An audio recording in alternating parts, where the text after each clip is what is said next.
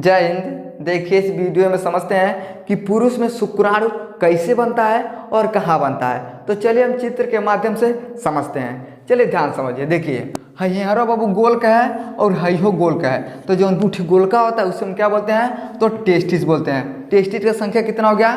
तो 2 ठौरा हो गया।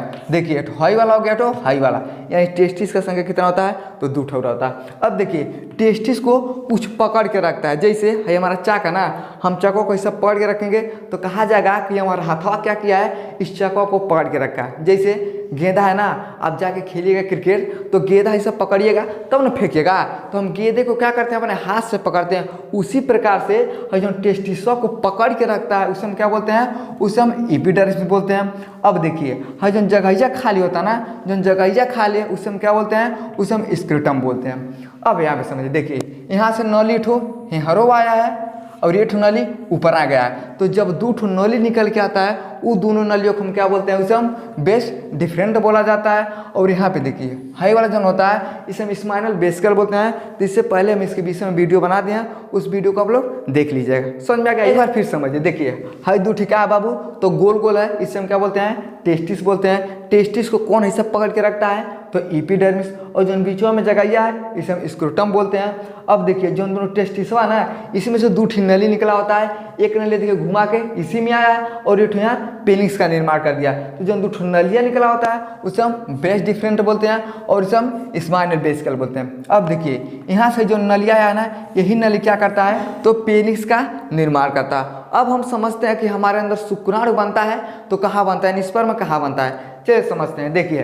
जो स्क्रूटम होता है ना, इसमें क्या होता है बाबू? तो एक थैली पाया जाता है। जैसे पन्नी हो गया, झोला हो गया, किसी भी प्रकार का आप थैली समझिए। यानी जो स्क्रूटम होता है उसमें थैली होता है और उस थैली में क्या होता है? देखिए टेस्टोस्टेरोन नाम का हार्मोन्स होता है और यही टेस्टोस्टेरोन नाम का जो हार्मोन्स होता है ना, ये क्या करता है बाबू? शुक्राणु को बनाता है। देखिए हमारे ब्रेन में पिट्यूटरी ग्लैंड पाया जाता है और उसमें एक हार्मोन्स होता है FSH हार्मोन्स होता है। लेकिन पूछता है कि शुक्राणु को बनाने में सबसे ज़्यादा काम किसका होता है? देखिए टेस्टोस्टेरोन हार्मोन्स का क्या होता है? तो शुक्राणु को बनाने में सबसे महत्वपूर्ण भूमिका यही निभाता है। समझ में आ गया? अब एक बात बताइए, मान लीजिए एक गिलासा है, वो गिलासा में जैसे यहाँ पे समझिए है, मान लीजिए क्या है बाबू? गिलासा है। इसमें में एक हक बूंद पानी डालते हैं। पानी डालते रहेंगे तो पता चलेगा 1 महीना में ये गिलासा पानी से भर जाएगा और जब पानी से भर जाएगा तो बाहर पानी निकलने लगेगा।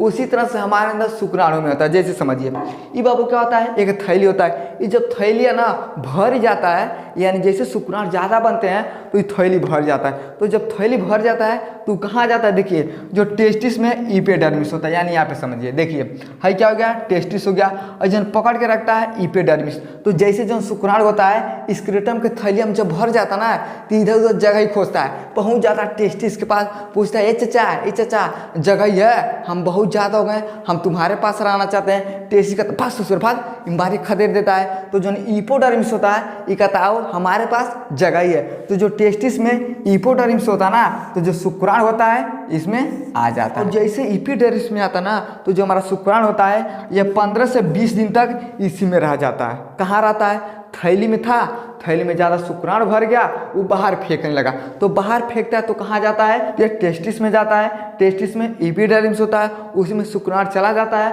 और 15 से 20 दिन तक ये इसी में रहता है। इतना समझ में आएगा आप लोगों को?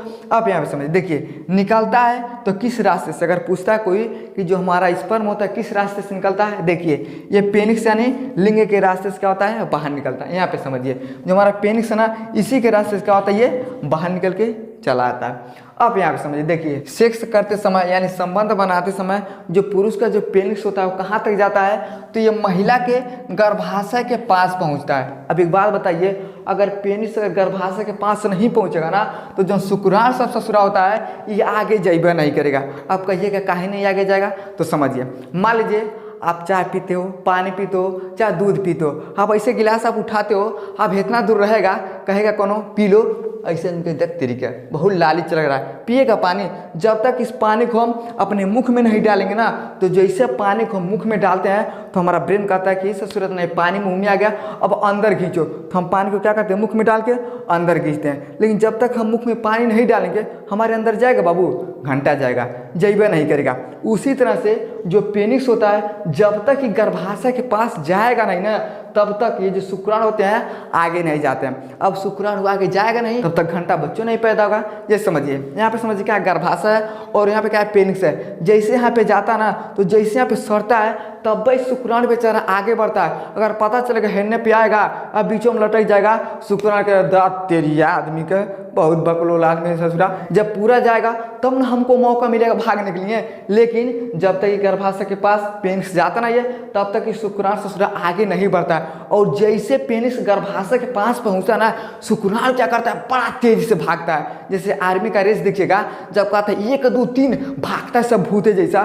उसी तरह से जैसे पेनिस गर्भाशय के पास पहुंचा ना, तो जैसे पेनिस गर्भाशय के पास पहुंचेगा शुक्राणु करके बड़ी तेजी से भागेगा। और जैसे तेजी से भागेगा तो कहाँ पहुंच जाएगा, तो ओवम यानी अंडाशय के पास पहुंच जाएगा। और अंडाशय में जाने के बाद क्या होता है, भ्रूण का निर्माण होता है। और भ्रूण बनने के बाद वो कहाँ चला जाता है, तो बच्चेदानी में चला जाता है। और उसके बाद एक बच्चे का जन्म हो जाता है। समझ में आ गया। तो इस तरह से हमारे अंदर शुक्राणु बनते हैं। तो कहाँ बनते हैं, तो स्क्रूटम का थैली होता है, उसमें टेस्टोस्टेरोन नाम का हार्मोन्स होता है। और ये क्या करता है, सबसे ज़्यादा शुक्राणु को बनाने में महत्वपूर्ण भूमिका निभाता है। समझ में आ गया।